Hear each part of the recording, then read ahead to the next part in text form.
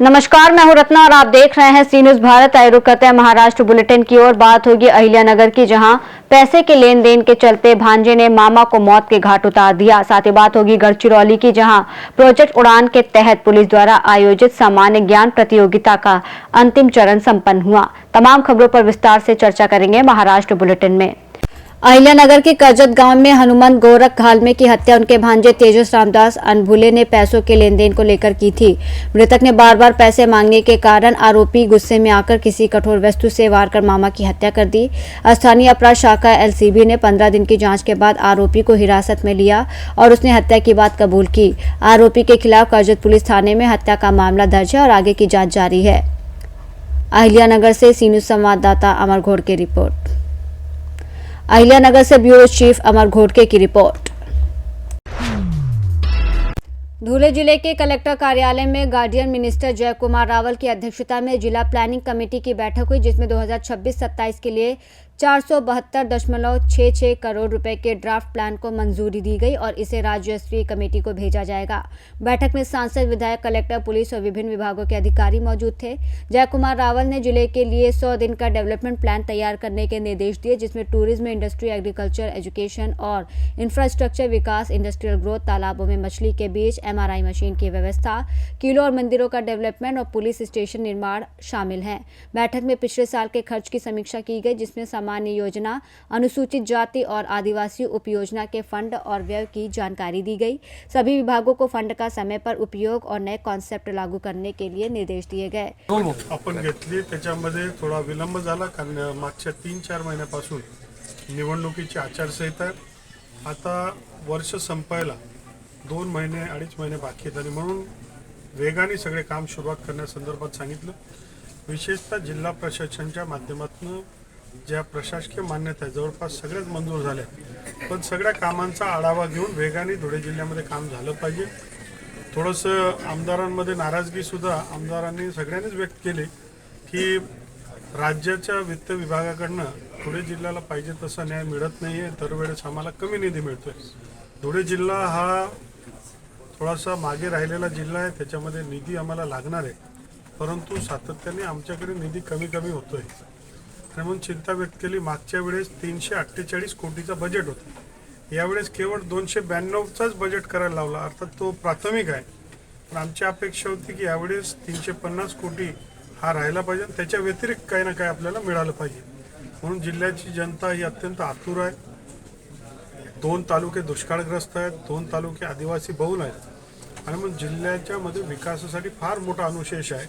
त्या सगळ्यासाठी निधीची आवश्यकता आहे आणि निधी हा जास्तीत जास्त मिळावा असं आम्ही वित्तमंत्री महोदयांना आग्रह करणार आहे की इतर जिल्ह्यांना जसं न्याय मिळत असतो तसं आमच्या जिल्ह्यांना सुद्धा मिळावा। काही योजना आम्हाला मंजूर झाल्या, त्या योजना सुद्धा आम्हाला मिळाल्या नाही। जसं कृषीच्या माध्यमातून जी योजना आहे ती अनेक जिल्ह्यांना लागू झाली, परंतु धुळे जिल्ह्याला त्याची कृषीची योजना ती लागू झाली नाही। कॅन्सरच्या संदर्भातला हॉस्पिटलची जी योजना होती ती धुळे जिल्ह्याला मंजूर झाली, पण नंतर कॅन्सल करून ती जळगावला देण्यात आली। याबद्दल सुद्धा जिल्ह्याच्या जनतेने नाराजगी व्यक्त केली। मागच्या काळात आम्ही हे सुद्धा मांडलंय व उत्तर महाराष्ट्रामध्ये कृषी विद्यापीठ नगरला, अहिल्यानगरला आहे, आरोग्य विद्यापीठ नाशिकला आहे, विद्यापीठ जी आहे ती जळगावला आहे, तर धुळेचे लोक सुद्धा एकतर मग ॲग्रिकल्चर कॉलेजमधला जो विभागणी करून ॲग्रिकल्चर विद्यापीठ आम्हाला द्यावी किंवा अजून काय आम्हाला डिफेन्स हब वगैरे काहीतरी द्यावं, कारण जिल्ह्यामध्ये मोठ्या प्रमाणात अनुशेष आहे। राज्याच्या मुख्यमंत्र्यांना आम्ही विनंती केली आणि त्यांचं विशेष लक्ष हे धुळे जिल्ह्यामध्ये राहणार आहे। काही मागासलेले जिल्ह्यांपैकी धुळे आहे आणि मग अधिक ताकद देण्याची गरज आम्हाला आहे। धुळे शहराची महानगरपालिका सुद्धा ही क वर्ग असल्याने, थोडीशी ड वर्ग असल्याने आणि थोडा निधीचा अभाव असल्यामुळे धुळ्यासारख्या शहरांमध्ये जर व्यवस्था झाली नाही तर जिल्ह्यामध्ये अधिकारी सुद्धा जर आपण बघितलं तर 25% अधिकाऱ्यांच्या जागा रिक्त आहेत, कोणी यायला तयार नाही, कारण जिल्ह्यामध्ये व्यवस्था नसते। परंतु हे सगळं सिच्युएशन बदलतंय आणि बदलत असताना जी काही आम्हाला मदतीची गरज आहे ती मदत वेळेवर मिळाली तर हे सगळं शक्य होणार। आम्ही जिल्ह्याच्या सगळ्या अधिकाऱ्यांना आवाहन केलं आहे की या जिल्ह्याच्या प्रगतीसाठी सगळ्यांनी हातभार लावा। जे निधी आहे तिला क्वालिटी काम लवकर वेगाने व्हावं अशा प्रकारचा आग्रह केला आहे. आणि मग ज्या चांगलं काम करतात त्यांचं अभिनंदन केलं आणि जे चूक करणार त्यांच्यावर कडक कारवाई व्हावी असाही आग्रह सगळ्या लोकप्रतिनिधींनी केला आहे. एकंदर सकारात्मक परिस्थिती सगळीकडे आहे, पण वित्त विभागाने आम्हाला अधिक निधी देण्याची गरज आहे असं आम्हाला वाटतं. असं की जिल्ह्यामध्ये 111 मिलीमीटर पाऊस झालेला आहे, मोठ्या प्रमाणात जिल्ह्याचा आराखडा सुद्धा तयार होत आलेला आहे. त्याच्या दृष्टीने काय नियोजन करण्यात आलं जिल्हा परिषदेने? आजच आम्ही त्या संदर्भातला आढावा घेतला. यावर्षी सुदैवाने सगळे धरणं 100% भरले आहेत आणि पाणी आपल्याकडे उपलब्ध आहे. त्या उपलब्ध साठ्याचं नियोजन करण्याचं काम जिल्हा प्रशासनाने केलेलं आहे. ते आज आता आम्ही त्या संदर्भात आत्ताची बैठक झाली. ते पाणी जे आवर्तन वेळेवर सोडणं आहे, इरिगेशन विभागाला आम्ही ते सांगितले की जे पाणी सोडणं आहे ते वेळेत सोडलं गेलं पाहिजे. नाही तर सरपंच कार्यकर्ते पाठपुरावा करतात, मागणी करतात, आंदोलन करतात आणि मग पाणी सोडणं हे एक प्रकारचं लोकांना अडचण निर्माण करणं आणि अपमानजनक आहे. जे वेळेत आहे ते वेळेत पाणी सोडलं गेलं पाहिजे. आणि जिल्हा प्रशासनानं, जिल्हा अधिकाऱ्यांना, CO जिल्हा परिषद, महानगरपालिकेचे आयुक्त, सगळ्या COना सूचना दिली की पाणी पुरवठ्याची उपाययोजना ही आता डिसेंबर-जानेवारीच्या महिन्यामध्ये जर आपण केली तर मार्च-एप्रिल-मेचा महिना हा व्यवस्थित जाईल. मला असं खात्री आहे की सगळं नियोजन त्याच्या माध्यमातून होईल. आणि धुळे शहरामध्ये आता जी पॉलिटिकल परिस्थिती पुन्हा स्टेबलायझेशन झालेली आहे, तर धुळे शहर आणि जिल्ह्यामध्ये विकासाची नांदी आता आलेली आहे. दिल्ली-मुंबई इंडस्ट्रियल कॉरिडॉरसाठी फार महत्त्वाचा विषय. 28 जानेवारीला देशाचे माननीय पंतप्रधान हे स्वतः दिल्ली-मुंबई इंडस्ट्रियल कॉरिडॉर, धुळे जिल्ह्यामध्ये जाणारी रेल्वे ट्रॅक याचा आढावा स्वतः देशाचे पंतप्रधान घेणार. त्या संदर्भात जिल्हा प्रशासनाने पूर्ण तयारी करून त्याच्यामध्ये माहिती द्यावी. त्याचबरोबर जिल्ह्याची सकारात्मक आणि प्रगतिशील भूमिका कशी जाईल याच्या अगोदरच माहिती पुरवावी असे मी आग्रह केलेला आहे.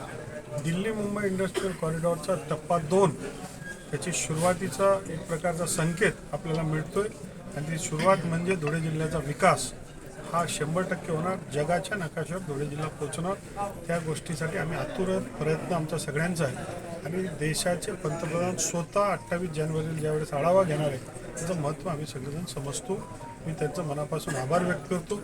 राज्याच्या मुख्यमंत्र्यांनी ही जबाबदारी स्वतःच घेतली, त्यांचंही मी स्वागत करतो. आज धुळे महानगर काय आपल्यावर त्याची काय बैठक झाली? देवाभाऊंचं राज्य आल्यापासून सगळ्या लाडक्या बहिणींचं राज्य चालू आहे. कारण लाडक्या बहिणींचा लाडका भाऊ देवाभाऊ, आणि म्हणून कोणीतरी लाडकी बहीण ही महापौर बनणार आहे. याच्यासाठी सर्व भाऊ, मग त्याच्यामध्ये देवाभाऊ, गिरीश भाऊ, जयकुमार भाऊ, अनुप भैया या सगळ्यांना आनंद आहे. नाही, आता यापूर्वी ज्यांना संधी मिळाली त्यांची नावं पण चर्चेत आहेत आणि काही नवीन नावं तर सुद्धा. आत्ताच तुमच्या माध्यमातून मला कळलं की आरक्षण आलंय, जनरल कळलं आहे, पण महिला आलं होतं ते आता कळलंय. तर आमची सगळी टीम, कोर कमिटी, सगळे लोक, आमचे नेते बसून ते ठरवतात. भारतीय जनता पार्टी कार्डर बेस्ड पार्टी आहे. याच्यावर विचार मंथन होऊन निर्णय घेतला जातो.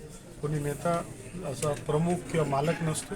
सर्व चिंतन मंथन करून योग्य निर्णय घेण्यात येईल.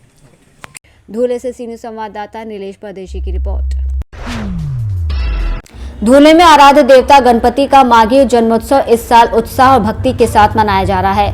पांजुरा नदी के तट पर स्थित प्राचीन सिद्धेश्वर गणपति मंदिर अपने शताब्दी वर्ष के अवसर पर भव्य उत्सव का केंद्र बना, जिसमें 6-7 हजार भक्तों ने अवतरण, अभिषेकम, बाल गणेश जन्मोत्सव और 56 भोगों के साथ भाग लिया। दोपहर में भंडारे का प्रसाद वितरित किया गया और शाम को आलंदी के रामदेव बाबा भजन मंडल ने भजन कार्यक्रम प्रस्तुत किया। साथ ही आगरा रोड स्थित ऐतिहासिक पेशवा कालीन गणपति मंदिर में भी पारंपरिक पूजा, महापूजा और श्रृंगार के साथ माघी गणेशोत्सव बड़े उत्साह के साथ मनाया गया, जिसमें भक्तों की भारी भीड़ शामिल रही। आज गणपती बाप्पाच्या, आपल्या लाडक्या बाप्पांच्या देवस्थानाला 100 वर्ष पूर्ण झाले आहे। सगळ्यांना गणपती बाप्पाच्या जन्मोत्सवाची बधाई हो।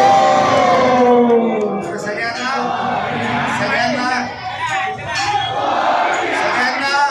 गणेश जन्मोत्सवाचा आणि बाप्पांच्या जन्माचा हर्ष आणि उल्हास हे तुम्ही बघता आहे। इतके संख्येने समस्त गणेश भक्त आले आहेत, तर यांचं प्रेम, श्रद्धा हे 100 वर्षापासून या सिद्धेश्वर गणपती बाप्पांनी टिकून ठेवली आहे। तर या सिद्धेश्वर गणपती बाप्पांच्या देवस्थानाकडनं आजपर्यंत 100 वर्षापासून जो कोणी भक्त देवस्थानात आला त्याची मनोकामना पूर्ण झाली आहे। कृपा की न होती जो आदत तुम्हारी, तो सुनी ही रहती अदालत तुम्हारी। तो उनकी आदत है कृपा करने की, तो अदालत भरी हुई मेरे पापा की। गणपती बाप्पा।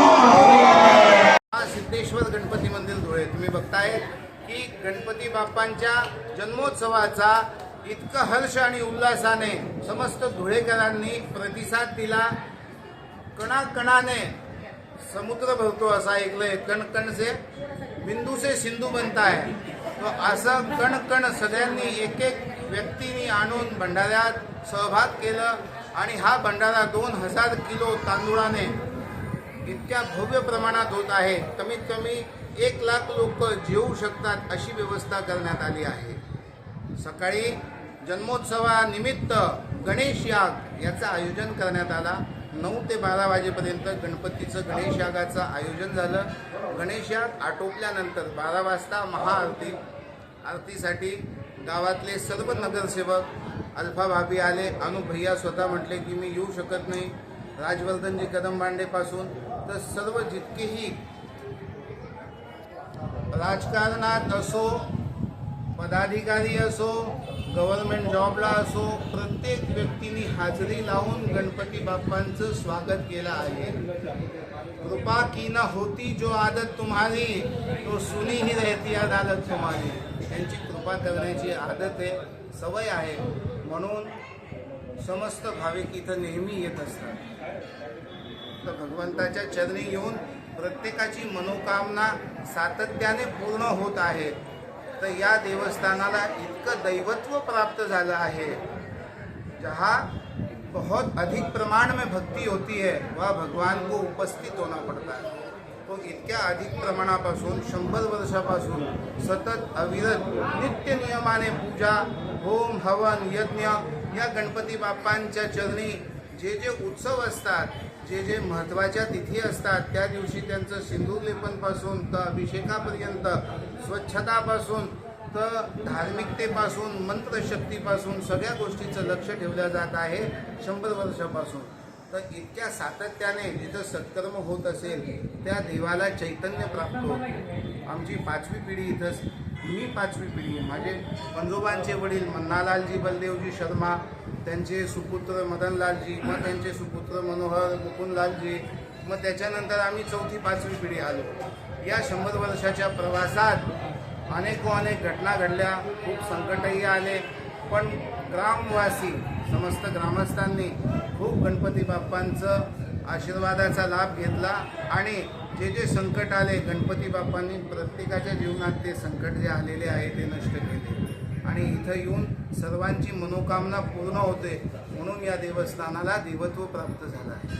तर या देवस्थान तर खूप असतात, खूप जुने पण असतात, प्राचीन पण असतात, पण तिथं विडंबना झाली, पूजापाठ नाही झाली तर चैतन्य नष्ट होतं।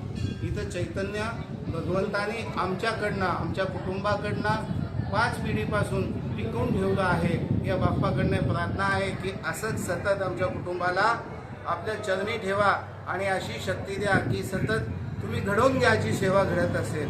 मी वेद शिकलो, पुराण शिकलो, उपनिषद शिकलो त्या गणपतीच्या कृपेने। तर असं आमच्या पिढोनपिढी हे सगळं चालत राहावं आणि हे देवाला चैतन्य असावा।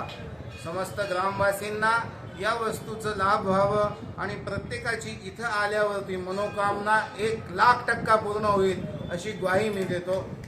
धुले से सी न्यूज़ संवाददाता नीलेश परदेशी की रिपोर्ट। धुले जिले ने महाराष्ट्र में नया इतिहास रचते हुए सुनीता विलासराव माली को Dhule district labour workers cooperative society federation की पहली महिला चेयरपर्सन के रूप में बिना किसी विरोध के चुना।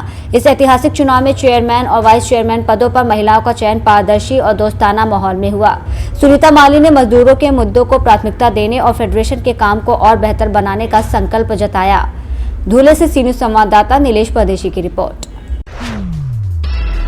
गढ़चिरौली पुलिस के प्रोजेक्ट उड़ान के तहत आयोजित वीर बाबूराव शर्मा के सामान्य ज्ञान प्रतियोगिता की अंतिम परीक्षा गुरुवार को संपन्न हुई, जिसमें जिले की 115 आश्रमशालाओं के 24,807 विद्यार्थियों ने भाग लिया।